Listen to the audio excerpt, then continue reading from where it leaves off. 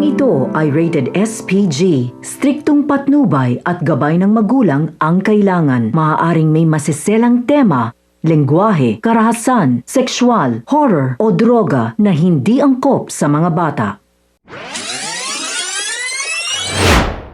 Mga kapamilya, welcome back at narito ang mga dapat nating abangan sa FPJ's Batang Quiapo. Isang matinding bakbakan ang ating matutunghayan ngayong gabi. Biglang matitigil ang bangayan ng dalawang pamilya dahil sa pagdating ng NADCOM, kung saan hudyat na pala ng mas malaking banggaan at bakbakan ng magkabilang grupo. At para makatakas si Ramon at Don Julio ay matapang na hinarap ni Tanggol ang grupo ng NADCOM. Dito kanyang ipinamalas ang kanyang husay at galing sa pakikipaglaban.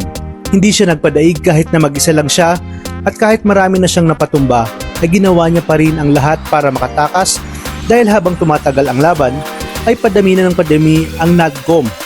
Sa kabila nito, kahit napakadelikado ng sitwasyon, ay mas inuna pa rin ni Tanggol at siniguro niya na makatakas ang shipment ng droga.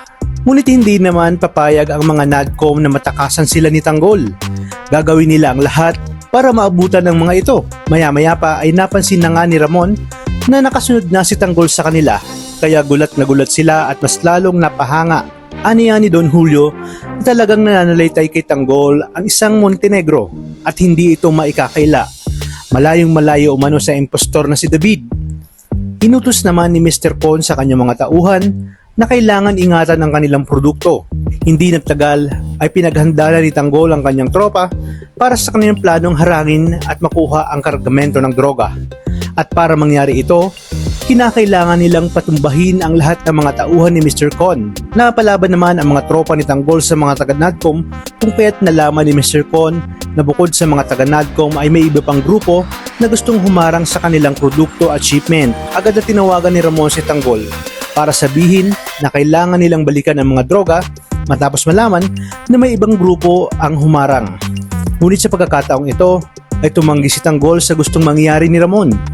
Wala ngang kaalam-alam ang lahat na isa ito sa mga plano ni Tanggol, dahil hindi nga hahayaan ni Tanggol na makuha ng kahit na sino man ang napakaraming mga droga.